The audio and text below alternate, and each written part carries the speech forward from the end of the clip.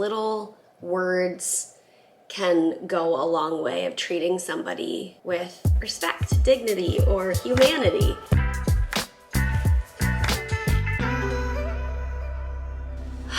I just took a sip of my coffee and I remembered a nurse offered to go get me Starbucks while I was in the hospital many years ago. And that always really struck me that she offered to do that. And just now I've put into words or thoughts why that meant so much. And I think part of it that I just had this epiphany of is that it felt very like human. She was treating me like a human. And that, I mean, it was going to take time, which I know she didn't have.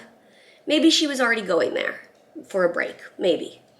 It's gonna take effort to like write down my order and get it and carry it back up here and all that. It was gonna take sacrifice by buying it. Of course, I could have given her cash. I think it was before Venmo even existed. And it was very evident that she was like totally willing to do this for me. I don't think I took her up on it. I used to drink the floor coffee. That sounds disgusting. I used to drink whatever. See, I wasn't allowed out of my room because of the bacteria that my lungs grew. It was a danger to other CF patients, and other CF patients' bacteria were a danger to me. And so for safety, they kept us in our rooms. That's how it was. It is what it is. Just say it. We were stuck in our rooms.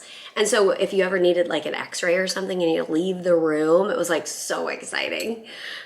It's pretty bad. No, anyway, so I couldn't leave the room. So I don't even know where this floor coffee is. I just know that there's coffee on the floor, meaning on the hospital level.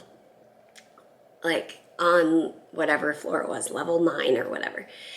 So I guess it was like in the kitchen type room. I know that they had a room that had like a fridge and stuff, but I don't know that I was ever in there. I don't think I was ever in there. So anyway, the nurses would, so like on Sunday mornings when Peter would drive back to our home and where our church was, it was like an hour, was it an hour and 30 minutes?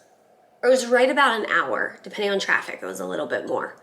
An hour away, go to church, set up for church, take care of Ollie back home. Or no, sometimes Ollie would stay with me. Anyway, on Sundays when Peter was back in Grafton for church, I was stuck in my room, of course. And so I would ask the nurse, could you please grab me a cup of floor coffee?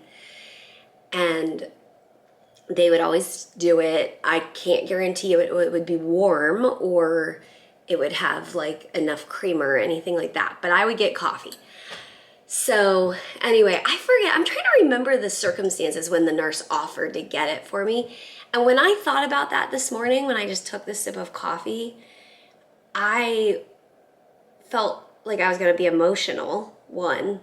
And two, I felt like, wow, she treated me like a human. And that was impactful, and I think about it years later.